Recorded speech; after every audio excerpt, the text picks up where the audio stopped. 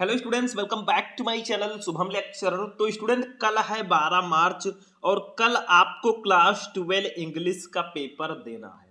जितने स्टूडेंट को कल इंग्लिश का पेपर देना है ना, उनकी धड़कनें बढ़ रही होंगी कि आखिर मेरा क्या होगा। तो कल के पेपर को ध्यान में रखते हुए आज मैं आपके लिए लेकर आया हूं क्लास 12 इंग्लिश का एक महामैराथन क्लास।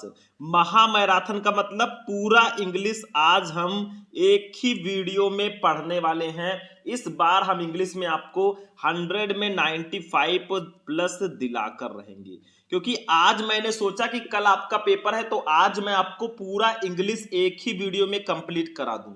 सही सुना आपने, जितने भी टॉपिक इंग्लिश में हैं सारे टॉपिक आज मैं आपको सिर्फ एक वीडियो में पढ़ाने वाला हूं। तो कल अगर आप जा रहे हैं पेपर देने तो आज रात बस ये वीडियो देख लेना भैया। इस वीडियो में जितने भी क्वेश्चन है सारे बहुत इंपॉर्टेंट है और मैं 100% गारंटी लेता हूं कि यही इस बार आपके बोर्ड एग्जाम में आएंगे। कॉपी में जाकर छाप दो बस इतना। 2025 में 95 प्लस की गारंटी, इससे बाहर कुछ नहीं आने वाला। पूरा इंग्लिश एक ही वीडियो में खत्म होगा। आपके इंग्लिश में टोटल 4 सेक्शन है, section A, section B, section C, section D. इन चारों सेक्शन को आज हम पढ़ेंगे। देखो ध्यान से समझो, इन चारों सेक्शन का आज ये है one short video. One short video, तो वीडियो थोड़ा सा लॉन्ग होगा। अगर आप आधी रात को भी देख रहे हैं तो ये क्लास एक बार जरूर देख लेना। टोटल आपके इंग्लिश में 19 टॉपिक हैं। इन 19 टॉपिक को हम एक ही क्लास में पढ़ेंगे। अनसीन पैसेज, आर्टिकल, लेटर, फिर ग्रामर में direct indirect, synthesis, transformation, syntax, idioms and phrases, antonyms, synonyms, one word substitution, homophones, Hindi to English translation. फिर लिटरेचर में आपका short answer type question, long question, poetry का stanza, central idea, short answer type question, long question, supplementary का, मतलब सारे topic आज हम complete करेंगे। महामैराथन क्लास है, 1 घंटे की लगभग ये क्लास होगी और आज हम पूरा इंग्लिश फाइनल करेंगे। तो वीडियो को लाइक करना, चैनल पर नए चैनल को सब्सक्राइब कर लेना। चलिए स्टार्ट करते हैं। सबसे पहले हम लोग शुरू करेंगे अपने अनसीन पैसेज से। देखो, section A, section B, section D and section C and section D, 4 section में हमारा ये पेपर होता है। तो सबसे पहले सेक्शन ए को ही पढ़ेंगे। रीडिंग सेक्शन है आपका, टोटल ये 15 नंबर का आता है। इसमें आपको करना क्या है, एक अनसीन पैसेज दिया जाएगा ऐसे कुछ, ठीक है, इतना बड़ा दे दिया गया। इसके नीचे 5 क्वेश्चन आपको दिए जाएंगे अनसीन पैसेज के साथ। देखो 5 क्वेश्चन दिए गए हैं, पांचों का आंसर दे दो, आप 10 नंबर ले जाओ, सॉरी 15 नंबर ले जाओ। तो इसमें कुछ करना नहीं होता। अगर आपको अनसीन पैसेज का यू भी नहीं आता ना, फिर भी आप इसका आंसर बहुत आसानी से देंगे। कैसे, वो मैं अभी आपको बताने वाला हूं। ट्रिक की सहायता से आप आंसर को ढूंढ ढूंढ के लिखेंगे, ठीक है। बिना कुछ पता हुए भी आप अनसीन पैसेज का बहुत आसानी से आंसर दे सकते हैं। अगर जानते हैं तो बहुत अच्छी बात है। पहले इसका मैं हिंदी मीनिंग बता देता हूं, आपको थोड़ा सा समझा देता हूं, उसके बाद में हम लोग इसका क्वेश्चन का आंसर देंगे। देखो ध्यान से, अर्ली राइजिंग, जल्दी उठना, लीड्स बढ़ाती है टू हेल्थ, स्वास्थ्य को, एंड हैप्पीनेस और प्रसन्नता को। मतलब सुबह जल्दी उठने से स्वास्थ्य और प्रसन्नता बढ़ती है। द मैन, वो व्यक्ति, हु राइजेस लेट, जो देर से उठता है, कैन हैव लिटिल रेस्ट, वो थोड़ा बहुत आराम करता है, इन द कोर्स ऑफ डे, दिन भर में। तो जो व्यक्ति देर से उठता है ना, वो दिन भर में बहुत कम आराम कर पाता है। एनीवन, कोई भी, हु लाइज, जो पड़ा रहता है, इन बेड, बिस्तर पर, लेट यानी कि देर तक, कंपेल्ड, उसको करना पड़ता है, टू वर्क, काम के लिए, लेट यानी कि देर तक, इन द इवनिंग, शाम को। और वो व्यक्ति जो दिन भर बहुत जो व्यक्ति देर से बिस्तर पर जाता है ना, उसे शाम को देर तक काम करना पड़ता है। मतलब ऐसा कहा गया है कि जल्दी सोना, जल्दी उठना, ये हमारे स्वास्थ्य के लिए काफी ज्यादा इंपॉर्टेंट है, ठीक है। ऐसा नहीं कि आप देर से सो रहे हैं, देर से उठ रहे हैं, ऐसा बिल्कुल नहीं करना चाहिए। ही हैज टू गो, ठीक है, ही हैज टू गो, वो हो जाता है विदाउट के, बिना, द इवनिंग, शाम के, एक्सरसाइज यानी कि कसरत से, उसे शाम की एक्सरसाइज से वंचित रहना पड़ता है, व्हिच, जो, इज सो नेसेसरी, बहुत ज्यादा आवश्यक है, फॉर इज हेल्थ, उसके स्वास्थ्य के लिए, जो उसके स्वास्थ्य के लिए बहुत ज्यादा जरूरी है। इन स्पाइट ऑफ, के बावजूद, ऑल हिज एफर्ट, अपने सभी प्रयासों के, हिज वर्क, कामों में, विल नॉट प्रोड्यूस, वो प्रोड्यूस नहीं कर पाता, दे नहीं पाता, एज गुड रिजल्ट, अच्छा परिणाम, एज दैट, जो, ऑफ अर्ली राइजर, जो जल्दी उठने वाले देते हैं। यानी कि जो उसके स्वास्थ्य के लिए बहुत जरूरी है, अपने सभी प्रयासों के बावजूद उसका काम जल्दी उठने वाले व्यक्ति जितना अच्छा परिणाम नहीं दे पाएगा। मतलब आप देर से उठते हैं, और बहुत देर तक काम करते हैं, तो भैया रिजल्ट जो होगा, जो जल्दी उठता है उससे अच्छा रिजल्ट आपका नहीं हो सकता। ठीक है, द रीजन यानी कि इसका कारण ये है फॉर दिस इसका इज दैट कि ही कैन नॉट टेक, वो नहीं ले सकता एडवांटेज लाभ ऑफ द रिफ्रेशिंग यानी कि ताजा आवर घंटों का ऑफ द मॉर्निंग सुबह की। इसका कारण यह है कि वह सुबह सुबह के ताजा घंटों का फायदा नहीं उठा पाता। सम पीपल से कुछ लोग कहते हैं दैट की द क्वाइट आवर यानी कि शांत घंटा ऑफ मिडनाइट यानी कि आधी रात का इज द बेस्ट टाइम, सबसे अच्छा समय है फॉर वर्किंग, काम करने का। कुछ लोगों का कहना है, कुछ लोग कहते हैं कि आधी रात का जो शांत समय होता है ना, जब सब लोग सो रहे होते हैं, वो काम करने के लिए सबसे अच्छा समय होता है, ऐसा लोग मानते हैं। लेकिन सुबह अगर आप जल्दी उठते हैं भैया, तो सुबह भी सब सो रहे होते हैं और उस समय आपका माइंड भी थोड़ा सा फ्रेश रहता है, तो उस समय उठना ज्यादा इंपॉर्टेंट है। सेवरल ग्रेट थिंकर, सेवरल कुछ ग्रेट थिंकर यानी कि महान विचारकों का से कहना है दैट की दे कैन राइट बेस्ट, वे अच्छा लिख सकते हैं ओनली सिर्फ व्हेन दे बर्न, जब वे द मिडनाइट ऑयल, जब वे रात में ज्यादा देर तक काम करते हैं। जबकि कई महान विचारकों का कहना है कि वे सबसे अच्छी तरह तभी लिख सकते हैं जब वो आधी रात तक काम करते हैं। बर्न द मिडनाइट ऑयल का मतलब आधी रात तक काम करना। ठीक है, एट फिर भी इट इज ट्रू, ये कहना सही है, टू से कहना दैट की फ्यू मैन, कुछ लोग हैव ये क्लियर ब्रेन, उनके पास एक क्लियर माइंड है एट मिडनाइट, रात में, व्हेन जब द बॉडी शरीर को नीड्स आवश्यकता होती है रेस्ट, आराम करने की, एंड स्लीप और सोने की।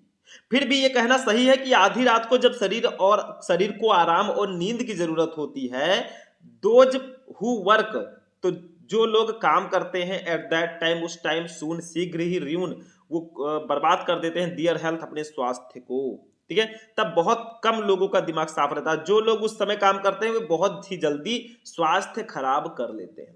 बैड हेल्थ, खराब स्वास्थ्य, must in the long run यानी कि अच्छे समय तक है ये बैड इफेक्ट यानी कि बुरा प्रभाव ऑन द क्वालिटी, क्वालिटी का मतलब होता है गुणवत्ता पर, ऑफ देयर वर्क, उनके काम पर। ठीक है, तो खराब स्वास्थ्य का आगे चलकर उनके काम की गुणवत्ता पर बुरा असर पड़ता है। अगर खराब स्वास्थ्य रहेगा भैया, तो आपके जो काम की क्वालिटी है ना, उस पर असर जरूर पड़ेगा। अब हम क्वेश्चन को देखते हैं और इन क्वेश्चंस का हम लोग आंसर ढूंढते हैं। ठीक है, क्योंकि क्वेश्चन हम लोग एक एक क्वेश्चन को देखेंगे, तीनों क्वेश्चन जो हमें दिए गए, पांचों क्वेश्चन, और उसका आंसर ढूंढेंगे। देखो फर्स्ट क्वेश्चन है कि why is early rising better than rising late, यानी कि देर से उठने की अपेक्षा जल्दी उठना क्यों बेहतर है, मतलब जल्दी उठना आखिर क्यों बेहतर है। तो आपको क्या करना है, देखो राइजिंग लेट, राइजिंग ये सब आ गया, तो यहां पे आप देखिए राइजिंग आया है। ठीक है, तो यहां से लेकर आप यहां तक लिख देंगे अगर आंसर ना, आपका नंबर 3 कंप्लीट हो जाएगा। क्यों अच्छा है, मतलब देर से उठने से जल्दी उठना क्यों अच्छा है, तो early rising leads to health and happiness, the man who rises late can have little rest in the course of the day. बस इतना उठाकर लिख दो, आपका नंबर कंप्लीट है। कैसे लिखना है वो तो मैं अभी बताऊंगा ही। दूसरा question, why do some thinker, why do some thinker burn the midnight oil, यानी कि कहा जा रहा है कि कुछ विचारक आधी रात तक क्यों काम करते हैं, मतलब कुछ लोग जो हैं वो आधी रात तक क्यों काम करते हैं। तो यहीं पे तो इसका आंसर दिया है, देखो कहीं सेवरल थिंकर, देखो यहाँ पे सम थिंकर आ गया, बर्न मिडनाइट ऑयल आ गया, तो इस कीवर्ड को आप इसमें ढूंढिए। ठीक है, देखिए इसमें कहाँ है, ध्यान से समझिएगा। ठीक है, इसमें ये देखो several great thinker say that they can write best only when they burn the midnight oil. ठीक है, बस इतना उठाकर लिख दो भैया, 3 नंबर आपका ये भी कंप्लीट। मतलब आपको यहां से कीवर्ड ढूंढना है, थिंकर आ गया, मिडनाइट ऑयल आ गया, तो आप इसमें ढूंढिए भैया थिंकर कहां, ये थिंकर है, मिडनाइट ऑयल कहां, ये है, तो इसमें दोनों आ गया, तो यही आप लोग सेंटेंस उठाकर आंसर में लिख देंगे। अगर आपको कुछ नहीं आता, हिंदी मीनिंग निकालना आता है, तब तो ये आपके लिए बिल्कुल ईजी हो जाएगा, बहुत ईजी।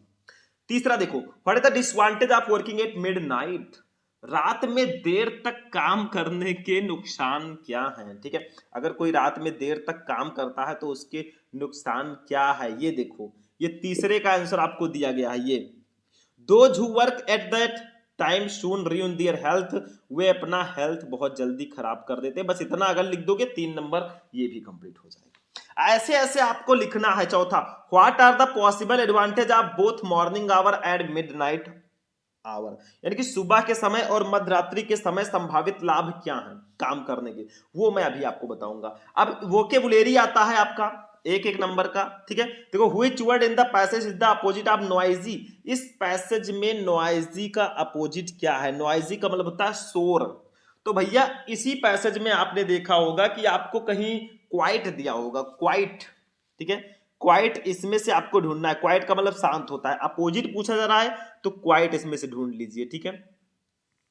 ऐसे आपको ढूंढना होगा कि आखिर इसमें क्वाइट है कहां। देखो, ये देखो क्वाइट है यहाँ पे, तो यही क्वाइट आपको उठाकर लिख देना है। ये नॉइजी का अपोजिट है, नॉइजी का मतलब शोर, क्वाइट का मतलब शांति, ठीक है। उसके बाद में आप देखिए नेक्स्ट क्वेश्चन देखते हैं, हमारे नेक्स्ट पेज में शायद है, यहीं पे देखो ये नेक्स्ट क्वेश्चन हमारा है कि दूसरा, substitute one word for the phrase in spite of. In spite of का वन वर्ड सब्स्टिट्यूशन क्या होगा? डिस्पाइट होगा। इन स्पाइट ऑफ का होता है के बावजूद, ठीक है। तो बावजूद इसका जो है एक वर्ड सब्स्टिट्यूशन होगा। तीसरा, give the antonym of several. Several का एंटोनिम क्या होता है? नन। सेवरल का मतलब कुछ, नन का मतलब कुछ नहीं, बस हो गया, यही आपको लिखना है। तो इसको अब हम सॉल्व करते हैं एक एक करके। देखो ध्यान से समझना, अभी तो मापी है मुट्ठी भर जमी हमने, अभी तो सारा आसमान बाकी, अभी तो अनसीन पैसेज पे हैं हम, अभी तो पूरा टॉपिक बाकी ही है। फर्स्ट टॉपिक पे हम, क्योंकि ये 15 नंबर का आता है तो इस पर विशेषकर ध्यान तो आपको देना ही पड़ेगा। फर्स्ट क्वेश्चन देखो आपका क्या था, यहीं से हम क्वेश्चन का पहले जब इसको सॉल्व करो तो इसका जो फर्स्ट वर्ड है अर्ली राइजिंग, जो लास्ट वर्ड है दियर वर्क, उसको ऐसे लिख दो। ये लिखना बेहद जरूरी है, ठीक है। अब देखो फर्स्ट क्वेश्चन, क्वेश्चन तो आपको उसमें उतारना नहीं होता है। फर्स्ट क्वेश्चन है, why is early rising better than rising late. यानी कि जल्दी उठना, जल्दी उठना जो है सुबह, देर से उठने की अपेक्षा जल्दी उठना क्यों बेहतर है? तो देखो ऐसे फर्स्ट आंसर लिखेंगे, अर्ली राइजिंग जल्दी उठना इज बेटर अच्छा है देन राइजिंग लेट, यानी कि देर से उठने से, बिकॉज क्योंकि अर्ली राइजिंग जल्दी उठना लीड्स देता है टू हेल्थ, स्वास्थ्य एंड हैप्पीनेस और प्रसन्नता। तो सुबह जल्दी उठना, उठना देर से उठने से बेहतर है, क्योंकि जल्दी उठने से स्वास्थ्य और खुशी बढ़ती है, आपको प्रसन्नता मिलती है। The man who rise late, वो व्यक्ति जो देर से उठता है, कैन हैव लिटिल रेस्ट, वो थोड़ा बहुत आराम कर पाता है इन the course of the day, यानी कि दिन भर में। तो जो व्यक्ति देर से उठता है उसे दिन में बहुत कम आराम मिल पाता है। आपको यही वाला उठाकर लिख देना है जो मैंने आपको बताया था, ये देखो यहां से लेकर यहां तक सेम चीज लिखा है, 3 नंबर आपका कंप्लीट है।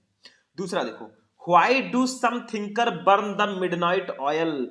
कुछ विचारक आधी रात तक क्यों काम करते हैं? तो देखो भैया यहाँ पे several great thinker say that they have write best only, यही उठाकर लिख देना है। देखो, some thinker burn the midnight oil, कुछ विचारक देर तक काम करते हैं, बिकॉज क्योंकि देश से वे कहते हैं दैट की दे कैन राइट बेस्ट, वे अच्छा लिख सकते हैं ओनली सिर्फ when they burn the midnight oil, जब वो रात में काम करते हैं। तो कुछ विचारक रात रात भर जागते रहते हैं, क्योंकि उनका कहना है कि वे सबसे अच्छा तभी लिख पाएंगे जब वे रात रात भर जागते हैं, ठीक है। थर्ड वाला क्वेश्चन देखो, ऐसे 3-3 नंबर आपका कंप्लीट होता चलेगा, बस यही उठा उठा के लिखना है। तीसरा, what is the disadvantage of working at midnight, यानी कि रात में काम करने के क्या नुकसान है? तो मैंने ये वाला बताया था, those who work at the that time soon ruin their health, उसको ऐसे लिखना है। देखो, द डिसएडवांटेज यानी कि हानि, डिसएडवांटेज का मतलब होता है नुकसान, जिसको हम लोग कहते हैं नुकसान एट मिडनाइट, रात्रि में, इज दैट ये है कि दे सून, वे शीघ्र ही ruin देयर हेल्थ, अपने हेल्थ को खो देते हैं, अपने हेल्थ को बर्बाद कर देते हैं, which in the long run have ये bad effect on the quality of their work, जो कि जिसका आगे चलकर उनके काम की गुणवत्ता पर बुरा असर पड़ता है। मतलब आधी रात को काम करने का नुकसान ये है कि वे जल्दी ही अपना स्वास्थ्य खराब कर लेते हैं, जिसका आगे चलकर उनके काम की गुणवत्ता पर बुरा असर पड़ता है। 3 नंबर कंप्लीट, यहां से उठाकर यहां तक लिखा गया है, बाकी इसमें कुछ नहीं है। चलो इसको भी हटाते हैं। नेक्स्ट क्वेश्चन हमारा है चौथा, what are the possible advantages of both morning hour and midnight hour, यानी कि जल्दी सुबह काम करने और रात, सुबह के समय और मध्य रात्रि के समय संभावित लाभ क्या है? तो देखो भैया इसका लाभ क्या है, ध्यान से समझ लो। द पॉसिबल एडवांटेज यानी कि संभावित लाभ ऑफ मॉर्निंग आवर, सुबह के घंटों का, इज दैट ये है कि इट लीड्स, ये देता है टू हेल्थ एंड हैप्पीनेस, यानी कि स्वास्थ्य और प्रसन्नता। मतलब सुबह के घंटों का संभावित लाभ ये है कि ये स्वास्थ्य और खुशी की ओर ले जाता है। एंड और आप मिडनाइट आधी रात के घंटे आवर घंटे का इज दैट ये है कि it is the best time, ये सबसे अच्छा समय है फॉर वर्किंग, काम करने का। As one has a clear brain at midnight, क्योंकि इस टाइम जो है मस्तिष्क स्पष्ट होता है। तो सबसे पहली बात, सुबह के घंटों का संभावित लाभ ये है कि ये स्वास्थ्य और खुशी की ओर ले जाता है। और मध्य रात्रि के घंटों का लाभ ये है कि ये काम करने के लिए सबसे अच्छा समय है, क्योंकि मध्य रात्रि में व्यक्ति का मस्तिष्क स्पष्ट होता है। बस इतना आपको लिखना है। 2-3 वोकेबुलरी है, उसको भी समझ लो। 5वें का first, Which word in the passage is the opposite of noisy? Noisy का अपोजिट क्या है? तो quiet is the opposite of noisy. Quiet का मतलब शांत, ये noisy का अपोजिट है। ठीक है। दूसरा, substitute one word for the phrase in spite of. In spite of का one word substitution होगा despite. ठीक है। Despite is the one word substitution for the phrase in spite of. And the third one is give the antonym of several. Several का मतलब होता है कुछ, तो none is the antonym of several. None का मतलब कुछ नहीं, ये एंटोनिम का सेवरल का एंटोनिम है। एंटोनिम्स का मतलब होता है विपरीतार्थक शब्द, जो विपरीत अर्थ रखते हो। बस भैया ऐसे आप लोग लिख कर आओगे, एग्जामिनर रेड पेन से ऐसे करेगा, ये ले बेटा 15/15 ले, एक भी नंबर नहीं काट सकते हो। ठीक है, चलो ये हो गया आपका, ये फाइनल हुआ। अब हम चलेंगे अपने आर्टिकल राइटिंग पे, क्योंकि हमने पढ़ लिया अपना अनसीन पैसेज। अब राइटिंग सेक्शन आता है, सेक्शन बी। पूरे 20 नंबर का ये सेक्शन रहता है, 20 नंबर का रहेगा, और आपको 20 नंबर यहाँ पे दिया भी जाएगा। सबसे पहले 10 नंबर का आर्टिकल रहेगा, और आर्टिकल आज हम लिखेंगे योर एम इन लाइफ पर। आर्टिकल लिखते समय 2-3 चीजें आप ध्यान रखना। पहले आर्टिकल मैं बता देता हूं, फिर लेटर राइटिंग भी रहेगा। आर्टिकल लिखते समय या तो आप पैराग्राफ्स में आर्टिकल लिखें। आर्टिकल का मतलब होता है लेख। आप किसी भी टॉपिक पर आता है तो उसके बारे में कुछ लिख देंगे 2-3-4 पैराग्राफ्स में, आपको नंबर बहुत आसानी से प्राप्त हो जाएगा। ठीक है, तो यही होता है आर्टिकल। तो आप 2-3 पैराग्राफ्स में लिख दें, या तो आप हेडिंग वाइज लिखें, दोनों तरीके सही है। 3-4 पैराग्राफ में भी लिख सकते हैं। तो योर एम इन लाइफ, जीवन में आपका लक्ष्य क्या है, इस पर आज हम आर्टिकल देखने वाले हैं।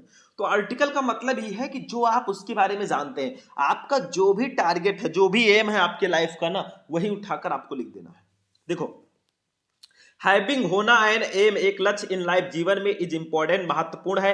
एज क्योंकि इट गिव्स ये देता है, असमय ये सेंस एक भावना ऑफ डायरेक्शन दिशा की एंड पर्पस और उद्देश्य की।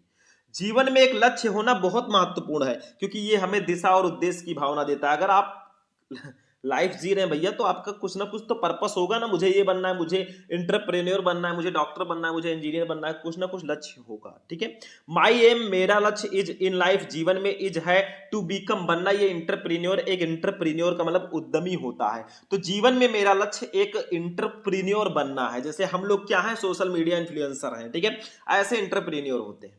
ठीक है, सक्सेसफुल बिजनेसमैन यानी कि सफल व्यवसायी, लीडर्स, ठीक है, सफल व्यवसायी नेता।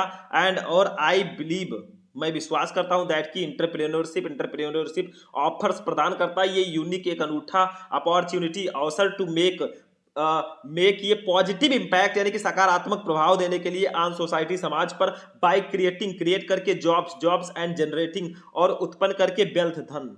ठीक है, तो सफल व्यवसायी नेता, और मेरा मानना यह है कि जो इंटरप्रेन्योरशिप है ना, वो रोजगार पैदा करके और धन अर्जित करके समाज पर सकारात्मक प्रभाव डालने का एक अनूठा अवसर प्रदान करती है। अगर आप एक इंटरप्रेन्योर है ना, तो आप अपने जरिए कुछ लोगों को जोड़कर उनको भी एक इंटरप्रेन्योर बना सकते हैं, और वो भी उनका फायदा उठा सकते हैं। ठीक है, आगे देखो, माई गोल, मेरा लक्ष्य, इज टू स्टार्ट करना है माई ओन बिजनेस, मेरा खुद का व्यवसाय, एंड और क्रिएट ये कंपनी, और एक कंपनी बनानी है दैट की not only make a profit, जो ना सिर्फ मुझे प्रॉफिट दे, बट लेकिन आल्सो कंट्रीब्यूट, वो प्रदान करे टू द वेल बीइंग आप सोसाइटी, समाज की भलाई को भी। ठीक है, तो मेरा लक्ष्य अपना खुद का व्यवसाय शुरू करना है, और एक ऐसी कंपनी बनाना है जो ना केवल लाभ कमाए, ना केवल हमें प्रॉफिट दे, बल्कि समाज की भलाई में भी वो योगदान दे। ठीक है, तो ये आपका एक पैसेज हो गया। अगर आप आर्टिकल को लिख रहे हैं तो मिनिमम 3 पैसेज आपका होना चाहिए, या 4 पैसेज कर देते हैं तो और बेटर है। जितना बढ़ेगा उतना आपको, आपके लिए ही अच्छा होगा। चलो आगे बढ़ते हैं। उसके बाद में हमारा नेक्स्ट पैराग्राफ है, टू अचीव माई एम। अपने लक्ष्य को प्राप्त करने के लिए आई एम वर्किंग, मैं काम कर रहा हूं हार्ड, कठिन काम, टू डेवलप, विकसित करने के लिए माई स्किल, अपने कौशल को, इन बिजनेस मैनेजमेंट यानी कि व्यवसायिक प्रबंधन में, ठीक है, व्यवसाय प्रबंधन में, मार्केटिंग, मार्केटिंग में, एंड और फाइनेंस, फाइनेंस में। अपने टारगेट को, अपने गोल को, अपने एम को प्राप्त करने के लिए मैं बिजनेस मैनेजमेंट यानी कि व्यवसाय प्रबंधन और मार्केटिंग एंड फाइनेंस, ठीक है, इसको विकसित करने के लिए कड़ी मेहनत कर रहा हूं।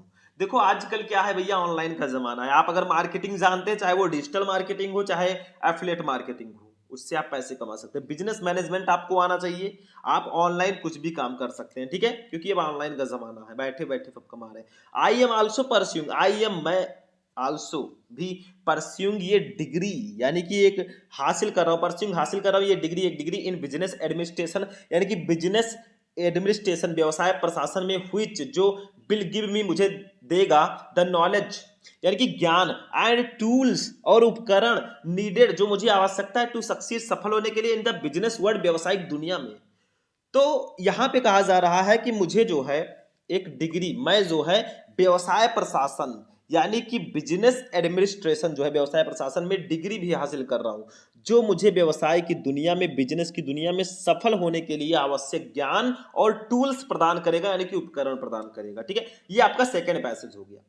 मतलब आपका जो टारगेट है आप उसको लिखिएगा। ऐसा बिल्कुल नहीं है कि इनको भैया को एंटरप्रेन्योर बनना है तो आपको भी एंटरप्रेन्योर बनना है। If you want to become a doctor तो आप डॉक्टर के बारे में लिख दीजिए कि मुझे ये करना है, ऐसे सेवा करनी है लोगों की, ऐसे ये करना है, तो भी चलेगा, ठीक है। तो आई एम अवेयर, मुझे पता है, दैट की द रोड यानी कि रोड एक सड़क जिसको बोलते हैं, रास्ता जो बोलते हैं, टू बिकमिंग बनने का, ये सक्सेसफुल एंटरप्रेन्योर, एक सक्सेसफुल एंटरप्रेन्योर इज चैलेंजिंग, वो चुनौतीपूर्ण है, एंड रिक्वायर्स और वो मांगती है हार्ड वर्क, कठिन परिश्रम, डेडिकेशन, डेडिकेशन का मतलब होता है समर्पण, एंड प्रिजर्वेंस और दृढ़ता। मुझे पता है कि एक सफल उद्यमी, एक सक्सेसफुल एंटरप्रेन्योर बनने का रास्ता बहुत चैलेंजिंग है, बहुत चुनौतीपूर्ण है। कुछ भी करोगे भैया चुनौतियां तो आनी ही आनी है, चैलेंज तो आपको मिलेगा ही मिलेगा, लेकिन उस चैलेंज को पार करके अगर आप आगे बढ़े तो ही आप एक सक्सेसफुल एंटरप्रेन्योर बन सकते हैं। और इसके लिए कड़ी मेहनत, समर्पण और दृढ़ता की आवश्यकता होती है। हाउएवर, हालांकि, आई एम कॉन्फिडेंट, मुझे विश्वास है, दैट की विद डिटरमाइनेशन, डिटरमाइनेशन का मतलब होता है दृढ़ संकल्प से, एंड और ये स्ट्रांग वर्क एथिक, एक मजबूत कार्य नीति के साथ, आई कैन अचीव, मैं प्राप्त कर सकता हूं, माई गोल, अपने लक्ष्य को, and make a positive impact, और एक सकारात्मक प्रभाव डाल सकता हूं ऑन सोसाइटी यानी कि समाज पर। तो मुझे पता है, हालांकि मुझे विश्वास है, मेरे अंदर कॉन्फिडेंट है कि दृढ़ संकल्प यानी कि डिटरमाइनेशन जिसको बोलते हैं, डिटरमाइनेशन और मजबूत कार्यनीति के साथ मैं अपने लक्ष्य को प्राप्त कर सकता हूं और समाज पर एक पॉजिटिव इंपैक्ट, एक सकारात्मक प्रभाव डाल सकता हूं। दैट्स अ थर्ड पैसेज, ठीक है। एक पैसेज और मैंने लिख दिया, 4 पैसेजेस में लिखोगे तो बेटर रहेगा। इन कंक्लूजन, अंत में, having a clear aim in life, जीवन में एक स्पष्ट लक्ष्य रखना, इज इंपॉर्टेंट, महत्वपूर्ण है, एज क्योंकि इट हेल्प्स, ये सहायता करता है, अस हमारी, टू फोकस, केंद्रित करने के लिए, आवर इफर्ट्स, अपने प्रयास, एंड वर्क, अपने कामों को, towards your achieving our goal, अपने लक्ष्य को प्राप्त करने के लिए।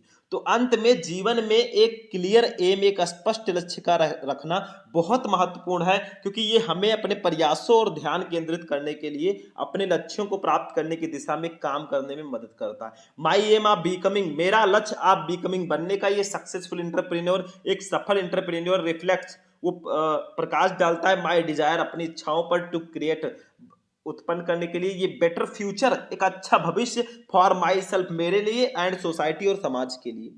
मतलब एक सक्सेसफुल एंटरप्रेन्योर बनने का जो मेरा टारगेट है ना, जो मेरा लक्ष्य है, वो मेरे और हमारी सोसाइटी के लिए एक बेहतर भविष्य बनाने की मेरी इच्छा को ये रिफ्लेक्ट करता है, ये दर्शाता है, ठीक है।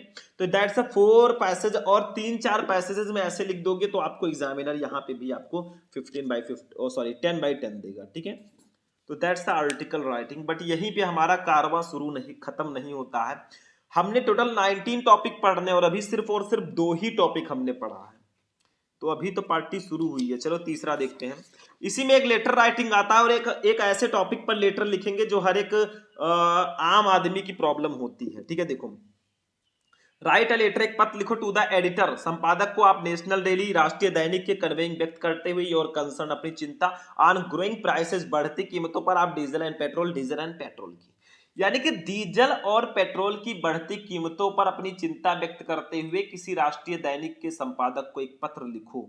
किसी भी राष्ट्रीय दैनिक का जो समाचार पत्र होता है ना, उसके संपादक को एक पत्र लिखना है कि भैया डीजल और पेट्रोल की कीमतें लगातार बढ़ रही है, गाड़ी चलाने में हमें प्रॉब्लम हो रही है। अरे हम लोग तो मान लीजिए वो ऐसे गाड़ी चलाते हैं जो लोग क्या करते हैं, किराए पर चलाते हैं, जैसे बस ट्रक चलाते हैं, उनके खर्चा कुछ अलग ही होता है। तो हमें सबसे पहले करना क्या है, हमें एड्रेस डालना है। जैसे हमने डाल दिया 15 मॉल रोड आगरा, मान लो हम आगरा से हैं और हमने डाल दिया 15 मॉल रोड आगरा, पहले अपना एड्रेस डाला। फिर हम इसको कब लिख रहे हैं, हमने लिखा है 12 मार्च 2025 को। आप 2025 भी लिख सकते हैं या 20XX भी लिख सकते हैं, ये भी चलेगा, ठीक है। डेट पूरा ना ही डालें तो ठीक है। फिर आप किसको लिख रहे हैं, हम टू द एडिटर, हम संपादक को लिख रहे हैं the Indian Express New Delhi, हम न्यू दिल्ली के एक समाचार पत्र के संपादक को एक पत्र लिख रहे हैं। तो जब भी आप लेटर लिखें, आपको सबसे पहले यहां पे एड्रेस डालना है, फिर डेट डाल देना है, फिर टू द, जिसको आप लिख रहे हैं to the editor the Indian Express New Delhi, हमें लिखना है। फिर भैया आप लिख क्यों रहे हैं, आपका सब्जेक्ट क्या है, पर्पस क्या है, तो सब्जेक्ट हमारा है growing prices of diesel and petrol, diesel और पेट्रोल की बढ़ती कीमतों को लेकर हम पत्र लिख रहे हैं, अपनी भावनाओं को प्रकट कर रहे हैं, ठीक है। फिर लिखो सर, सर लिखकर जितनी भी आपकी दुख कथा है, जितनी भी आपकी प्रॉब्लम्स हैं, सारा इसमें लिख दो। ऐसा बिल्कुल नहीं है कि एकदम किताब से रट के जाओ वही लिख दो, ऐसा बिल्कुल नहीं होता है। चीजों को समझो, जाकर वहां पे अपने अकॉर्डिंग लिखो। अगर आपको टेंस पता है तो इंग्लिश आपके लिए हलवा है, क्योंकि आप हिंदी में भी पढ़ के जाओगे ना, वहां पे इंग्लिश में लिख दोगे बड़ी आसानी से। हम लोग ऐसा ही करते थे। तो देखो दिस लेटर, इस पत्र इस पत्र के टू योर स्टीम्ड डेली यानी कि राष्ट्रीय दैनिक इन इंटेंडेड, मेरा उद्देश्य है टू एक्सप्रेस, व्यक्त करना, माई कंसर्न, अपनी चिंता, ओवर द इश्यू, मुद्दे पर आप एक्सेसिव इंक्रीज यानी कि असामान्य वृद्धि इन डेली ट्रांसपोर्ट यानी कि डेली ट्रांसपोर्ट, ठीक है, दैनिक परिवहन जो होता है, एक्सपेंसिव व्यय, ड्यू टू एबनॉर्मल हाइक्स यानी कि असमान वृद्धि in petrol and diesel prices, petrol and diesel के प्राइसेस में। यानी कि आपके प्रतिष्ठित दैनिक को लिखे इस पत्र का उद्देश्य पेट्रोल और डीजल की कीमतों में असामान्य वृद्धि के कारण दैनिक परिवहन व्यय में अत्यधिक वृद्धि के मुद्दे पर अपनी चिंता व्यक्त करना। देखो कितना बड़ा यहाँ पे सेंटेंस आ गया, ठीक है। रिसेंटली यानी कि अभी जल्दी हाल ही में द पेट्रोल एंड डीजल की प्राइसेस, कीमतें हैव एक्सेसली इंक्रीज्ड यानी कि अत्यधिक वृद्धि हुई है अराउंड द इंटायर कंट्री, पूरे देश में। हाल ही में पूरे देश में पेट्रोल और डीजल की कीमतों में बहुत ज्यादा वृद्धि हुई है, ठीक है। इन सम सिटीज, कुछ शहरों में द प्राइसेस, कीमतें हैव गॉन एबव, वो चली गई हैं इवन 105 रुपए पर लीटर, 1 लीटर ऑफ पेट्रोल, यानी कि पेट्रोल 105 रुपए पर लीटर चला गया है। इनका कहना है कि कुछ शहरों में 1 लीटर पेट्रोल की कीमत 105 रुपए से भी अधिक हो गई है। प्रॉब्लम देखो, this has been serious problem for families of lower income scale, यानी कि दिस, ये हैज बीन सीरियस प्रॉब्लम, ये एक सीरियस प्रॉब्लम है, गंभीर समस्या है फॉर फैमिलीज, उन परिवारों के लिए, ऑफ लोअर इनकम स्केल यानी कि जो निम्न आय वर्ग के परिवार। तो ये निम्न आय वर्ग के परिवारों के लिए गंभीर समस्या बन गई है। सो थ्रो दिस लेटर, अब आप सो करके अपनी वो बता दीजिए कि क्या करना चाहते हैं हम।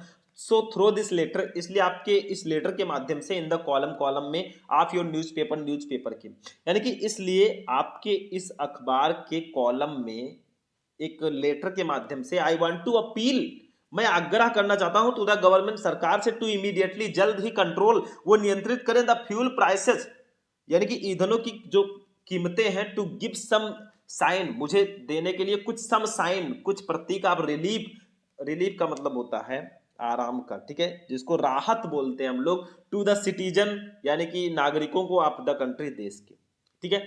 इसलिए आपके अखबार के कॉलम के इस पत्र के माध्यम से मैं सरकार से अपील करना चाहता हूं, I want to appeal the government, मैं सरकार से अपील करना चाहता हूं कि वो देश के नागरिकों को राहत देने के लिए ईंधन की कीमतों को तुरंत नियंत्रित करें, ताकि देश के जो नागरिक हैं वो थोड़ा सा राहत की सांस ले सकें।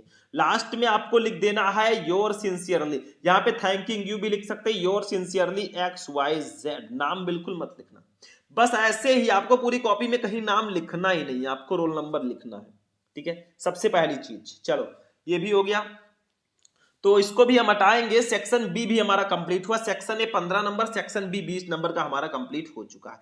बट अभी तो 2 ही सेक्शन हुआ है। अभी तो टॉपिक अगर देखें तो सिर्फ और सिर्फ कितने टॉपिक हुए हैं, 3 टॉपिक। बट हमें तो टोटल 19 टॉपिक पढ़ना है ना, तो आगे बढ़ते हैं। चलो सेक्शन सी ग्रामर पोर्शन पे हम आ जाते हैं। ग्रामर एंड ट्रांसलेशन में अगर देखें तो सबसे पहले आपको 10 नंबर के ऑब्जेक्टिव क्वेश्चन दिए जाएंगे, जिसमें one word substitution, idioms and phrases, synonyms, syntax and antonyms रहेगा। जैसे फर्स्ट है, ध्यान से समझो, अलाउंस यानी कि भत्ता, ड्यू के कारण, टू ये वाइफ एक पत्नी के, फ्रॉम हर हस्बैंड उसके हस्बैंड से, ऑन सेपरेशन बिछड़ने पर, इज है यानी कि पति से अलग होने पर पत्नी को मिलने वाला भत्ता क्या कहलाता है। मैट्रिमोनी यानी कि विवाह, पैट्रिमोनी यानी कि पैतृक संपत्ति, ठीक है, एलिमोनी यानी कि गुजारा भत्ता, या कॉलमनी यानी कि कॉलमनी। तो भैया एलिमोनी उसको कहते हैं, यानी कि अगर कोई पत्नी अपने पति से बिछड़ गई है तो उसके पति के द्वारा उसको भत्ता दिया जाता है। कुछ भी हो सकता है, 2000, 10,000, 20,000 महीने में, ठीक है, तो उसको हम एलिमोनी बोलते हैं, यानी कि गुजारा भत्ता। भैया पति ने तो पत्नी को छोड़ दिया, लेकिन उसको भत्ता तो देना पड़ेगा ना, पत्नी कहाँ जाएगी बेचारी, तो उसको देना पड़ता है महीने का। अब आइडियम्स एंड फ्रेजेस को देखते हैं। The phrase run down means, run down phrase का मतलब क्या होगा। रनिंग फ्रॉम ये hill top to the foot of a hill, यानी कि पहाड़ी की चोटी से पहाड़ी के तल पर दौड़ना। Running from the top floor to the ground floor of the building, यानी कि सबसे ऊपरी मंजिल से नीचे वाले मंजिले तक दौड़ना। सी है to be in poor health, यानी कि पुअर हेल्थ का मतलब होता है स्वास्थ्य खराब होना। डी है to be unable to run, यानी कि दौड़ने में असमर्थ होना। तो भैया रन डाउन का मतलब होता है to be in poor health, यानी कि स्वास्थ्य खराब होना। रन डाउन का मतलब ही यही होता है। तीसरा, the synonym of illustrious is, illustrious का सिनोनिम क्या होगा। इलस्ट्रियस का मतलब होता है शानदार, ठीक है। तो ए है फेल्योर, फेल्योर का मतलब होता है विफलता। बी है रिनोड यानी कि प्रसिद्धि या शानदार। सी है एंड्योरिंग यानी कि सहनशील। डी है बोथ ए एंड सी। नहीं बेटा, इसमें आपका जो सही होगा वो बी होगा, रिन्योड। इलस्ट्रियस का मतलब भी होता है प्रसिद्धि या शानदार, और रिनोड का मतलब भी वही होता है। सिनोनिम्स पूछा गया है तो समानार्थी शब्द रहेगा, दोनों का अर्थ समान रहेगा। चौथा, what is the time in your watch, which word in an is an error in this sentence, मतलब आपके घड़ी में क्या समय है, इसमें कहां पे गलती है ये आपको बताना। ए है व्हाट में, बी है टाइम में, सी है इन में, डी है वॉच में। तो भैया इन में गलती है। आपका जो सी वाला ऑप्शन होगा बिल्कुल सही होगा। What is the time in your watch, इन में गलती है। चौथा, पांचवा देखो, the antonym of virtue is, virtue का एंटोनिम क्या होगा। वर्च्यू का मतलब होता है गुड, ठीक है, गुड जिसको बोलते हैं। तो फ्रॉड, फ्रॉड का मतलब होता है धोखाधड़ी जिसको बोलते हैं। क्राइम का मतलब अपराध। सी है वाइस और गुड। सी है बिगड़नेस यानी कि दुष्टता। भैया वाइस, वर्च्यू का जो एंटोनिम होगा, एंटोनिम का मतलब होता है विपरीतार्थक शब्द, तो वो वाइस होगा, ठीक है, एकदम सिंपल सा। चलो इसको भी हटाते हैं और हम आगे बढ़ते हैं मेरे भाई। अब हम देखेंगे डायरेक्ट इनडायरेक्ट, सिंथेसिस, ट्रांसफॉर्मेशन, इन सबको। जैसे डायरेक्ट इनडायरेक्ट में पहले हम देखते हैं, डायरेक्ट से आपको इनडायरेक्ट नरेशन में बदलना है। जैसे फर्स्ट है, ही सेड टू मी, उसने मुझसे कहा, आई शैल हेल्प यू, मैं तुम्हारी सहायता करूंगा। अब इसमें क्या करोगे, ही सेड टू मी, उसने मुझसे कहा, आई शैल हेल्प यू। देखो आई शैल हेल्प यू, उन्होंने, ये क्या है, असर्टिव है, इंपरेटिव है, ऑप्टेटिव है, या क्या है, इंट्रोगेटिव है। भैया ये असर्टिव सेंटेंस है क्योंकि इसमें आई लगा है, शैल हेल्प यू। तो ही लिखेंगे, सेड टू के स्थान पर टोल्ड लगाएंगे, मी लगाएंगे, बीच में कंजक्शन डैट का यूज करेंगे। आई है फर्स्ट पर्सन का प्रोनाउन, बदलेगा सब्जेक्ट से, ही से बदलेगा तो ही हो जाएगा। शैल बदल, ही के साथ बिल लगता है तो ये वुड में बदल जाएगा, शैल शुड में, बिल वुड में बदलता है, हेल्प हेल्प ही रहेगा। यू है सेकंड पर्सन का प्रोनाउन, बदलेगा ऑब्जेक्ट से, ऑब्जेक्ट है मी, तो मी को यहाँ पे लिख देंगे। तो he told me that he would help me, बस इतना लिख देना है। दूसरा, ये देखो भैया, ये आपका इंपरेटिव सेंटेंस आ गया। The shopkeeper said to me, दुकानदार ने मुझसे कहा, do not stand in front of my shop, मेरी दुकान के सामने मत खड़े रहो। भैया ये क्या कर रहे हैं, क्या हो रहा है, ये मना कर रहे हैं कि मेरे दुकान के सामने ना खड़ा हो भैया। तो लिखेंगे the shopkeeper, the shopkeeper, shopkeeper का मतलब होता है दुकानदार। सैड टू के स्थान पर फॉरबेड लगाएंगे क्योंकि भैया जी मना कर रहे हैं तो फॉरबेड लगा देंगे, ये इंपरेटिव है ना, फॉरबेड मी। अब अगर फॉरबेड लग गया है तो नॉट लगाने की कोई जरूरत ही नहीं है, तो फॉरबेड मी टू स्टैंड लिखेंगे, टू लगता है ना आपके इंपरेटिव में, टू लगाते हैं, टू स्टैंड इन फ्रंट आप, माई है फर्स्ट पर्सन का प्रोनाउन बदलेगा शॉपकीपर से, तो शॉपकीपर के लिए हम हिज लिखेंगे, हिज शॉप, बस ये सही है। The shopkeeper forbade me to stand in front of his shop, बस हो गया, ठीक है। चलो आगे बढ़ते हैं, बढ़ते चलो सिंथेसिस को देखते हैं। सिंथेसिस का मतलब होता है दो या दो से अधिक सेंटेंसेस को जोड़कर एक सेंटेंस में चेंज करना, बट ध्यान रहे उसका मीनिंग नहीं बदलना चाहिए। जैसे फर्स्ट है the question is too difficult to solve, यानी कि क्वेश्चन हल करने के लिए बहुत कठिन है, इसको कॉम्प्लेक्स में बदलना है, कैसे बदलोगे, बट इसका मीनिंग ना चेंज हो, ये ध्यान रखना। तो इसको ऐसे बदलते हैं, टू वाले को हम ऐसे लिखते हैं द क्वेश्चन इज, टू के जगह पर सो कर देंगे, सो डिफिकल्ट, ठीक है। दैट लगा देंगे, अब क्वेश्चन के लिए भैया निर्जीव है तो इट लगा देंगे, it can not be solved, बस यही आपको लिख देना है। दूसरा देखो, माई friend is diligent he is cunning, my friend is diligent, मेरा दोस्त मेहनती है, ही इज कनिंग, वो चालाक है। इसको कंपाउंड सेंटेंस में बदलना है तो ऐसे लिखेंगे, माई फ्रेंड, ध्यान से समझो, my friend is diligent and cunning, तो my friend is diligent and cunning, मेरा दोस्त मेहनती और चालाक है, बस ऐसे आपको चेंज कर देना है। ट्रांसफॉर्मेशन की अगर हम लोग बात करने मेरे भाई, ट्रांसफॉर्मेशन ऑफ सेंटेंसेस की, तो देखो फर्स्ट है हु टीच यू इंग्लिश, तुम्हें इंग्लिश कौन पढ़ाता है भैया, यानी कि आपको अंग्रेजी कौन पढ़ाता है, इसको पैसिव वॉइस में बदलना, तो हु अगर आ गया ना तो इसके लिए हम बाई हुम का यूज करते हैं, बाई हुम। यहां पे आपका कौन सा ये टेंस है भैया, ये प्रेजेंट इंडेफिनिट टेंस है, तो इसमें आर लगेगा, बाई हुम आर यू टॉट लिख देंगे, टीच का थर्ड फॉर्म टॉट रहेगा, और इंग्लिश को भैया इंग्लिश रहने देंगे, बस हो गया, ये भैया बदल गया पैसिव वॉइस में। दूसरा देखो, no other flower is so sweet as the rose, गुलाब जितना स्वीट कोई दूसरा फूल नहीं है, इसको सुपरलेटिव में बदलना है क्योंकि ये आपका पॉजिटिव डिग्री में है, तो देखो क्या लिखेंगे, रोज, द रोज लिखेंगे, the rose is the sweetest flower, देखो सुपरलेटिव में ईएसटी लगाते हैं तो स्वीटेस्ट हो जाएगा और फ्लावर हो जाएगा, बस हो गया, इतना सा करना है आपको। सिंटैक्स पे चले भैया, इसमें गलती होगी सही करके लिखो, जैसे देखो इफ ही विल कम, यदि वो आएगा, आई सेल टीच हिम, मैं उसको पढ़ाऊंगा, तो भैया यहाँ पे बिल नहीं लगेगा, अगर आई सेल टीच हिम है तो भैया यहाँ पे प्रेजेंट इंडेफिनिट टेंस होता है, तो इफ ही कम्स लिखेंगे, कम में यस लगा दें, if he comes I shall teach him, बस हो गया, ऐसे आप लिख देंगे, ठीक है। दूसरा, माई friend Ramu is junior than me, देखो भैया जूनियर सीनियर अगर आता है तो देन नहीं लगाते, उसके साथ हम टू लगाते हैं, तो my friend Ramu is junior to me, बस इतना कर देना, इसको भी मैं हटा रहा हूं, अभी तो बहुत कुछ हमें पढ़ना है मेरे भाई। होमोफोन्स पे चलते हैं। होमोफोन्स का मतलब आपको दो सेम दिखने वाले लगभग दो वर्ड दिए जाएंगे, उसको सेंटेंसेज में यूज करके आपको बताना है कि ये दोनों अलग अलग वर्ड है, जैसे प्रिंसिपल, दोनों में डिफरेंस क्लियर करना। जैसे प्रिंसिपल, इस प्रिंसिपल का मतलब होता है सिद्धांत, और इस प्रिंसिपल का मतलब होता है प्रधानाचार्य। तो महात्मा गांधी प्रिंसिपल, इसको पहले यूज करेंगे, तो महात्मा गांधी ऑलवेज, वो हमेशा फॉलोड अनुसरण करते थे द प्रिंसिपल सिद्धांत का, ऑफ नॉन वायलेंस यानी कि अहिंसा की, ठीक है। तो यहाँ पे प्रिंसिपल का मतलब सिद्धांत है, तो महात्मा गांधी हमेशा अहिंसा के सिद्धांत का पालन करते थे। इस प्रिंसिपल का मतलब प्रधानाचार्य है, तो आवर प्रिंसिपल, हमारे प्रिंसिपल प्रधानाचार्य इज ए स्ट्रिक्ट, एक सख्त, डिसिप्लिनेरियन यानी कि अनुशासन प्रिय है, तो हमारे प्रिंसिपल सख्त अनुशासन प्रिय है, बस ऐसे आपको कर देना मेरे भाई, आपको नंबर मिल जाएगा। एक चीज और इसमें रहता है, हिंदी टू इंग्लिश ट्रांसलेशन, इसको थोड़ा सा समझते हैं, इसको मैं बता देता हूं कैसे आपको करना है। देखो मुंशी प्रेमचंद एक महान साहित्यकार थे। उनका जन्म लमही नामक ग्राम में हुआ था।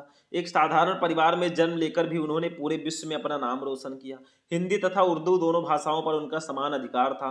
उपन्यास तथा कहानियां लिखने में वे माहिर थे। उनके उपन्यासों में भारतीय समाज का अनोखा वर्णन मिलता है। उनकी किताबों का दुनिया में कई भाषाओं में अनुवाद हुआ है। यही कारण है कि उन्हें उपन्यास सम्राट कहा जाता है। एक सफल अध्यापक के रूप में वे काफी लोकप्रिय रहे। कम पढ़ा लिखा व्यक्ति भी उनकी पुस्तकों को पढ़ने में काफी रुचि लेता है। तो मुंशी प्रेमचंद एक महान साहित्यकार थे। कौन? मुंशी प्रेमचंद। तो मुंशी प्रेमचंद वाज ये great literary writer. Literary writer का मतलब साहित्यकार होता है। तो मुंशी प्रेमचंद एक महान साहित्यकार थे। देखो, उनका जन्म लमही नामक ग्राम में हुआ था। तो ही वाज बॉर्न इन ये विलेज कॉल्ड लमही। उनका जन्म लमही नामक ग्राम में हुआ था। एक साधारण परिवार में जन्म लेकर भी उन्होंने पूरे विश्व में अपना नाम रोशन किया। तो even after being born, even भी आफ्टर बीइंग लेकर भी बॉर्न, जन्म इन ये सिंपल फैमिली, एक साधारण परिवार के, ही वाज रिनोड, उन्होंने राम रोशन किया थ्रू आउट द वर्ल्ड, पूरे विश्व में। ठीक है, ये आपका हो गया। आगे देखो, हिंदी तथा उर्दू दोनों भाषाओं पर उनका समान अधिकार था। तो लिखेंगे ही हैड, उनका था इक्वल कमांड, समान अधिकार इन बोथ, दोनों में, हिंदी एंड उर्दू, हिंदी और उर्दू लैंग्वेज भाषा पर। ठीक है, तो he had equal command in both Hindi and Urdu language.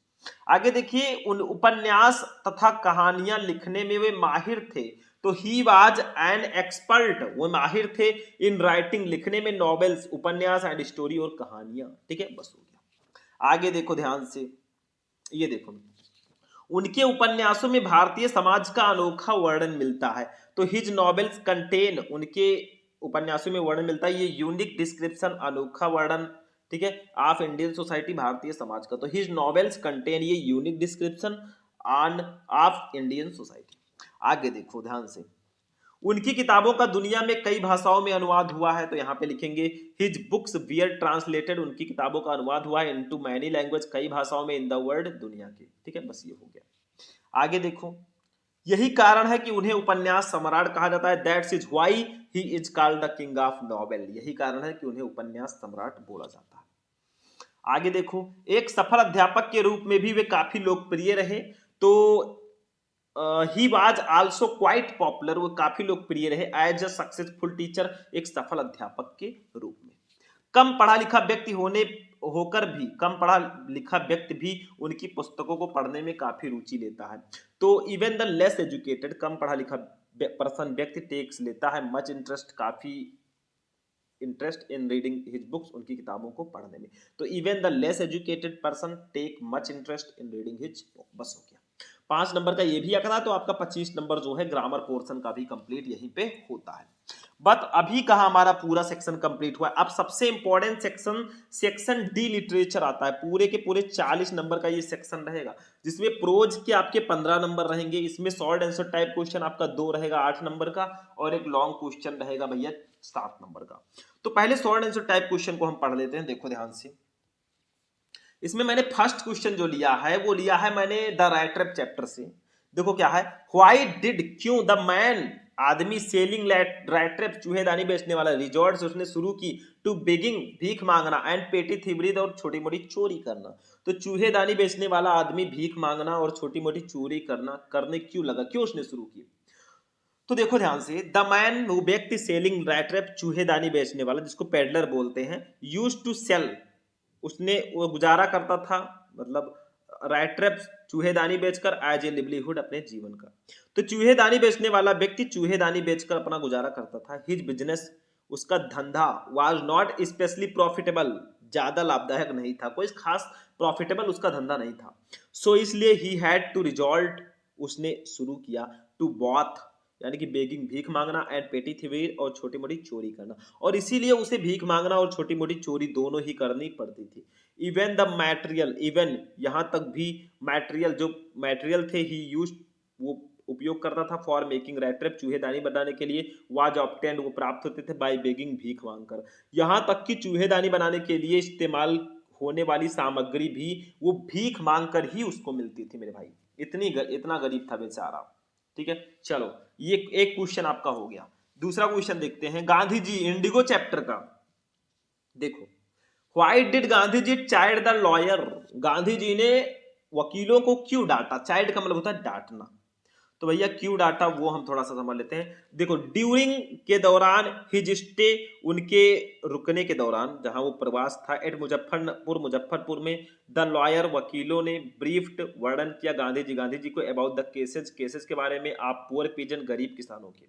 तो मुजफ्फरपुर प्रवास के दौरान, वहां रुकने के दौरान वकीलों ने गांधी जी को गरीब किसानों के मुकदमे के बारे में जानकारी दी। दे टोल्ड उन्होंने बताया अबाउट देयर केसेस, अपने केसेस मामलों के बारे में, एंड और the size of the fee, और अपने फी के बारे में जो वो लेते थे किसानों से। उन्होंने अपने मुकदमे और फीस के आकार के बारे में, फीस के पैसों के बारे में उनको बताया, मतलब वकीलों को उन्होंने बताया कि मैं इतना फीस लेता हूं, ये है वो है ऐसा है। गांधी जी चाइडेड, गांधी जी ने डाटा देम उनको, फॉर कलेक्ट करने के लिए, लेने के लिए, बिग फी बड़ा फीस, फ्रॉम द शेयर कॉर्पर्स यानी कि बटाईदारों से। तो गांधी जी ने उन्हें बटाईदारों से बड़ी फीस वसूलने के लिए उन्होंने डांटा। ही एडवाइज देम, उन्होंने उनको सलाह दी, टू स्टॉप रोकने के लिए, going to the law court यानी कि अदालतों में जाना। तो उन्होंने क्या किया, उन्हें अदालतों में जाना बंद करने की सलाह दी। ही पॉइंटेड, उन्होंने पॉइंटेड आउट दैट कि द पीजेंट किसान बियर पुअर, वो गरीब हैं, एंड फियर स्ट्रिकन, ठीक है, और डरे हुए हैं। उन्होंने बताया कि किसान गरीब और डरे हुए हैं। इट वाज अर्जेंट, ये जरूरी था, टू मेक देम, उनके लिए, फ्री फ्रॉम फियर यानी कि डर से मुक्त, तो उन्हें डर से मुक्त करना जरूरी है। तो यही गांधी जी ने उन्होंने डाटा कि तुम इतने फीस क्यों लेते हो मेरे भाई, प्रॉब्लम में आ जाओगे। लॉन्ग क्वेश्चन की अगर बात करें, एक लॉन्ग भी आता है हमारे इसी से, तो इसको थोड़ा सा हम समझ लेते हैं। ये हमारे डीप वाटर चैप्टर से है लॉन्ग क्वेश्चन। देखो फर्स्ट है, what did Douglas do to overcome his fear of water, यानी कि व्हाट डिड डगलस, डगलस ने क्या किया, डू किया, टू ओवरकम, काबू पाने के लिए, हिज फियर ऑफ वाटर, पानी के डर पर। तो डगलस ने पानी के डर पर काबू पाने के लिए क्या किया, तो देखो द फियर, डर, दैट डेवलप, जो विकसित हुआ, इन द पूल में, स्टेड, वो बना रहा, विद डगलस, डगलस के साथ, फॉर ईयर, सालों तक। तो पूल में पैदा हुआ डर डगलस के साथ सालों तक बना रहा। द फियर ऑफ वाटर, पानी का डर, रूइंड, बर्बाद कर दिया, हिज फिशिंग ट्रिप्स, उनके फिशिंग ट्रिप को, बोटिंग को, एंड स्विमिंग को। भैया ये हो गया ना कि पानी के डर ने उनकी मछली पकड़ने की यात्रा, जो फिशिंग है, बोटिंग है यानी कि नाव चलाने की, एंड स्विमिंग जो तैरने की यात्रा है, उसको बर्बाद कर दिया, इतने वो डर गए थे। इट फर्मली, उसने जकड़ रखा था, हेल्ड, पकड़ रखा था, इन हिज ग्रिप, अपनी पकड़ में, यानी कि इसने उसे मजबूती से जकड़ रखा था। फाइनली, आखिरकार, ही डिसाइडेड, उन्होंने निर्णय लिया, टू गेट एन इंस्ट्रक्टर, एक प्रशिक्षक को, एंड लर्न टू स्विम, और तैरना सीखने का। और फाइनली आखिरकार उसने एक प्रशिक्षक से तैरना सीखने का फैसला किया कि मैं भी तैरना सीखूंगा। ही प्रैक्टिस्ड, वो प्रयास करते थे, 5 डेज, 5 दिन, ये वीक, एक हफ्ते में, एंड आवर ईच डे, और 1 घंटे पर डे। वो सप्ताह में 5 दिन और हर दिन 1 घंटे अभ्यास करते थे। द इंस्ट्रक्टर, प्रशिक्षक, पुट, ये बेल्ट, उन्होंने एक बेल्ट बांध रखी थी, अराउंड हिम, उनको चारों ओर, ठीक है। तो प्रशिक्षक ने उसके चारों ओर एक बेल्ट बांध रखी थी। ये रोप वाज अटैच्ड, एक रस्सी उससे अटैच थी, टू द बेल्ट, बेल्ट से, और उस बेल्ट से एक रस्सी जुड़ी हुई थी। द रोप बेंट थ्रो, ये पुली यानी कि जो रस्सी है वो एक चरखी से होकर गुजरती थी, दैट, जो रैन ऑन, ये ओवरहेड केबल, जो एक ओवरहेड केबल पर चलती थी। मतलब रस्सी जो है एक चरखी से होकर गुजरती थी, जो एक ओवरहेड केबल पर चलती थी। Douglas held one end of the rope, Douglas ने रस्सी का एक छोर पकड़ रखा था, एंड और बेंट बैक, और वो पीछे जाता था, and fourth across the pool, और पूल जो है उसके आगे पीछे चलता रहता था। मतलब डगलस ने रस्सी का एक छोर पकड़ रखा था और पूल के आगे पीछे चलता रहा। आफ्टर 3 मंथ, यानी कि 3 महीने बाद, ठीक है, टेंशन बिगेन टू स्लेक, उनका जो तनाव है वो कम होने लगा। द इंस्ट्रक्टर, प्रशिक्षक, वाज एबल, वो समर्थ थे, टू बिल्ड ये स्विमर, एक तैराक बनाने में, आउट ऑफ डगलस को। और जो हमारे प्रशिक्षक हैं वो भी डगलस को एक तैराक बनाने में सक्षम हो गए थे, उन्होंने डगलस को तैराक बना दिया था, ठीक है। Douglas was still now not very sure, Douglas अब भी बहुत ज्यादा श्योर नहीं था, बहुत ज्यादा यकीन उसको नहीं था। Some sign of old fear would return, पुराने, सम साइन, कुछ लक्षण ऑफ ओल्ड फियर यानी कि पुराने डर का, वुड रिटर्न, वो वापस आ जाते थे। क्या होता था कि पुराने डर के कुछ लक्षण वापस आ जाते थे, व्हेन, जब, he was alone in the pool, जब वो पूल पर अकेला होता था। तो जब वो पूल में अकेला होता था तो उसके पुराने डर के कुछ लक्षण वापस आ जाते थे, ठीक है। वन डे एक दिन ही वेंट टू लेक बेंटवर्थ, वो लेक बेंटवर्थ झील पर गया एंड डाइव्ड ऑफ, और उन्होंने डुबकी लगाई ये dove at Triggs Island, Triggs द्वीप पर। तो एक दिन वो लेक लेक बेंटवर्थ गया और ट्रिग्स द्वीप पर एक डॉग से गोता लगाया। ही स्वयं वो तैरा 2 माइल्स यानी कि 2 मील अक्रॉस द लेक, झील के, वो झील के उस पार 2 मील तक तैरा। फाइनली आखिरकार ही वाज एबल, वो समर्थ टू कंक्योर, विजय प्राप्त करने में, हिज फियर ऑफ वाटर, अपने पानी के डर पर, और अंततः जो है आखिरकार वो पानी के अपने डर पर काबू पाने में सफल हो गया। ठीक है, बस इतना सा था आपका लॉन्ग क्वेश्चन। तो ये आपका प्रोज फिनिश हुआ, 2 शॉर्ट 1 लॉन्ग मैंने बता दिया। बाय द वे मैंने आपको बहुत सारे क्वेश्चन पहले भी बताए हैं, ऐसा बिल्कुल नहीं है कि मैं नया नया बता रहा हूं। चलो पोएट्री पे चलते हैं भैया। 10 नंबर का ये भी आता है, 6 नंबर का स्टैंजा, 4 नंबर का सेंट्रल आइडिया, टोटल 10 नंबर। तो स्टैंजा 6 नंबर का रहेगा। इसमें क्या रहेगा, आपको एक स्टैंजा दिया जाएगा, उसके नीचे 3 क्वेश्चन दिए जाएंगे, तीनों का आंसर दो, 6 नंबर ले जाओ। जैसे देखो, परहैप्स, शायद, the earth can teach us, पृथ्वी हमें सिखा सकती है, एज, जबकि, व्हेन एवरीथिंग सीम्स डेड, जब सब कुछ मृत दिखाई देता है, and later proves to be alive, और बाद में वो जीवित सिद्ध होता है। Now I will count up to 12, अब मैं 12 तक गिनूंगा, and you keep quiet and I will go, और तुम चुप रहना और मैं चला जाऊंगा। ये कुछ कहा जा रहा है भैया, ये कीपिंग क्वाइट चैप्टर का है क्वेश्चन। जैसे फर्स्ट है, अब देखो फर्स्ट है, what lesson does the earth teach us, पृथ्वी हमें क्या सबक सिखाती है। इसको जब सॉल्व करना तो इस स्टैंजा का फर्स्ट वर्ड डॉट डॉट करके लास्ट वर्ड आप लिख देना। तो what lesson does the earth teach us, पृथ्वी हमें क्या सिखाती है। तो the earth teach us that there can be life under apparent stillness, यानी कि the earth, Prithvi, teach us, वो हमें सिखाती है, दैट कि देयर कैन बी लाइफ, यहाँ पे जीवन है, अंडर अपैरेंट स्टिलनेस, यानी कि अस्पष्ट स्थिरता के नीचे भी। पृथ्वी हमें सिखाती है कि अस्पष्ट स्थिरता के नीचे भी जीवन है। ठीक है, स्टिल रहकर भी आप जीवन जी सकते हैं। दूसरा, what remains alive when everything seems to be dead, what remains alive, क्या जीवित बचता है, व्हेन, जब, एवरीथिंग सीम्स, जब सब कुछ, सीम्स प्रतीत होता है, टू बी डेड यानी कि मृत, तो जब सब कुछ मृत प्रतीत होता है तब क्या जीवित रहता है। Only the earth remains alive when everything seems to be dead, यानी कि जब सब कुछ मृत प्रतीत होता है ना, तब केवल पृथ्वी ही जीवित रहती है, ऐसा लगता है।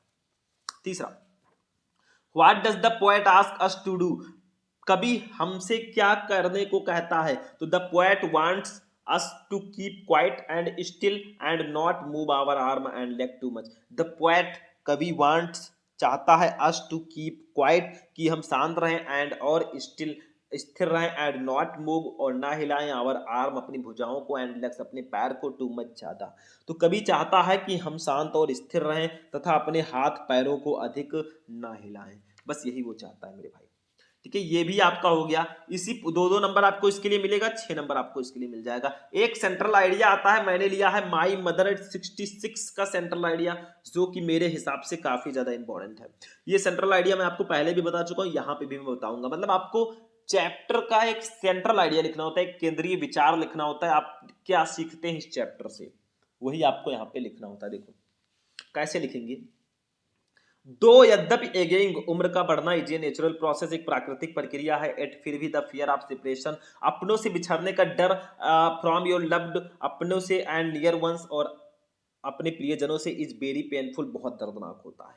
मतलब कहा गया कि हालांकि बुढ़ापा जो है या उम्र का बढ़ना एक स्वाभाविक प्रक्रिया है, फिर भी अपने प्रियजनों और अपनों से अलग होने का डर बहुत दर्दनाक होता है।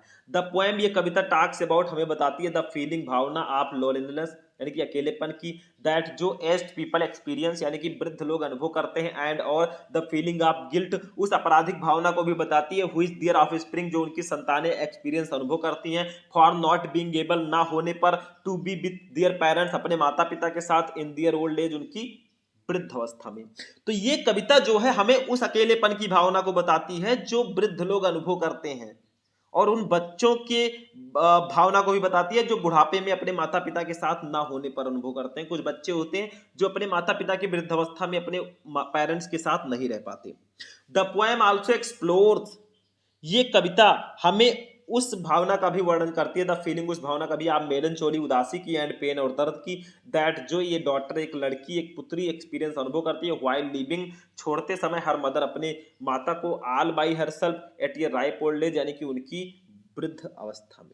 ठीक है, तो ये कविता जो है उस उदासी और दर्द की भावनाओं का भी वर्णन किया है इस कविता ने, जो एक बेटी को अपनी माँ को अकेले छोड़कर बुढ़ापे में जाने में अनुभव करती है। बस यही आपको लिखना है, 4 नंबर आपका भी कंप्लीट। ये आप लोग central idea, my mother eight 66, keeping quiet and a thing of beauty, in 3 chapter का सेंट्रल आइडिया पढ़ लेना, कुछ पढ़ने की जरूरत ही नहीं है मेरे भाई, जाकर मजे लो।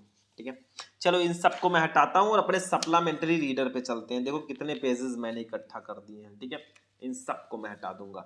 और ये सप्लीमेंट्री रीडर का जो क्वेश्चन है, हाँ एक क्वेश्चन और है आपका, यहाँ पे देखो, देख लेते हैं थोड़ा सा।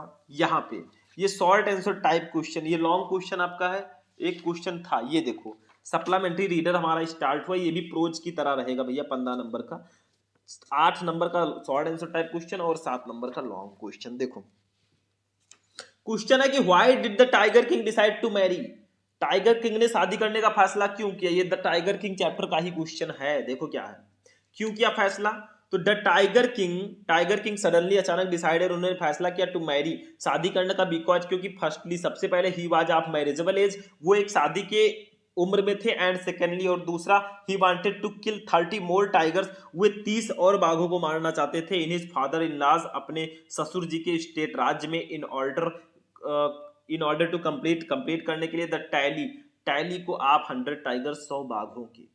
तो टाइगर किंग ने अचानक शादी करने का फैसला इसलिए किया क्योंकि वो एक तो ये कि वो विवाह के योग्य हो गया था, और दूसरा वो अपने ससुर जी के राज्य में 30 और बाघों को मारना चाहता था, ताकि 100 बाघों की संख्या को वो पूरा कर सके।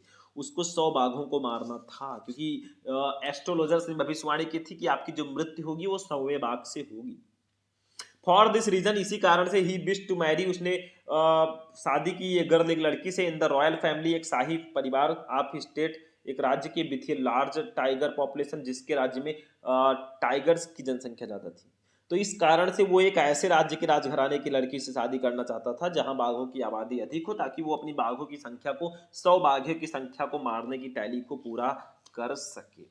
चलो दूसरा क्वेश्चन भैया, द एनिमी चैप्टर का, how did doctor Sadao operate the white man, doctor सदाओ ने व्हाइट मैन का ऑपरेशन कैसे किया। तो देखो डॉक्टर सदाओ ये जापानीज डॉक्टर, एक जापानीज डॉक्टर थे हैं, हु इज एन एक्सपर्ट, जो विशेषज्ञ है, सर्जन एंड साइंटिस्ट और वैज्ञानिक। तो डॉक्टर सदाओ एक जापानी डॉक्टर हैं जो एक विशेषज्ञ सर्जन और वैज्ञानिक हैं। ही फाउंड, उन्होंने पाया, एन अमेरिकन एक अमेरिकन प्रिजनर कैदी को ऑफ वार युद्ध के समय एट हिज थ्रेशोल्ड, ठीक है, यानी कि बंदी। ठीक है, तो उन्होंने अपने घर के दरवाजे पर एक अमेरिकी युद्ध बंदी को पाया, हु इज ब्लीडिंग, जो जिसके खून बह रहा था, एंड इन ये डाइंग स्टेट, और वो मरने की स्थिति में था। मतलब वो जो है एक अमेरिकी युद्ध बंदी को उन्होंने अपने घर के दरवाजे पर पाया जो खून से लथपथ था और मरने की स्थिति में था।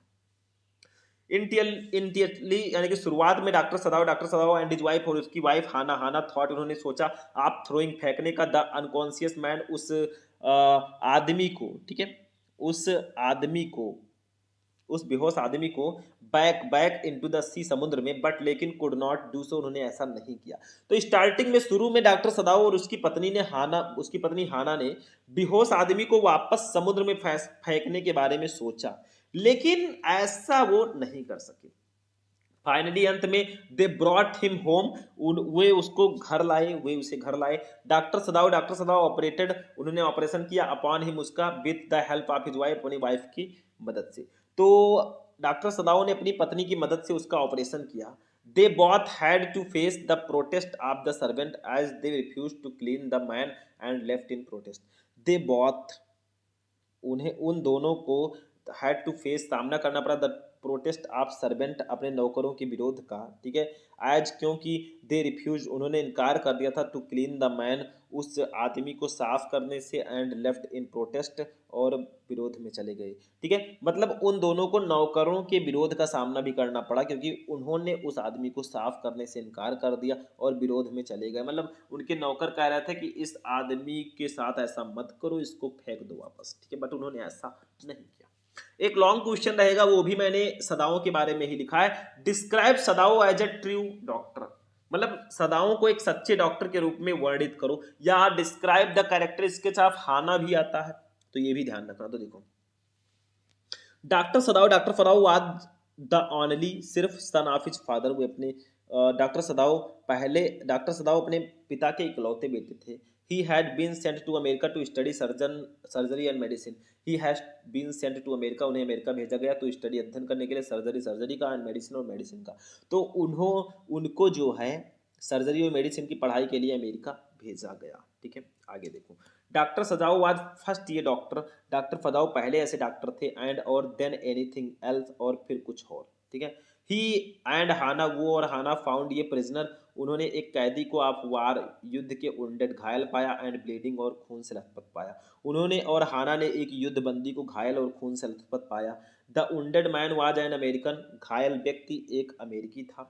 Japan was at war with America, Japan जो है अमेरिका के साथ युद्ध में था। इफ ही शेल्टर्ड ये white man, he could be arrested. If he sheltered, अगर वो शरण देता ये वाइट मैन किसी वाइट मैन को, ही कुड बी अरेस्टेड, वो अरेस्ट हो जाता।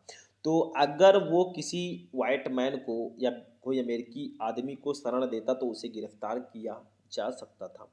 If he handed him over to the police, he would certainly died, अगर वो इसको किसी पुलिस को हैंडल कर देता, सौंप देता, तो वो मर ही जाता, जो घायल व्यक्ति था। स्टिल फिर भी he brought the man home, वो आदमी को घर पर लाए। वाश्ड हिज वुंड, उसके घावों को धोया। And operated on the prisoner of war, और उस युद्ध के कैदी को उन्होंने ऑपरेशन उसका किया। ठीक है, कितना नेक काम उन्होंने किया।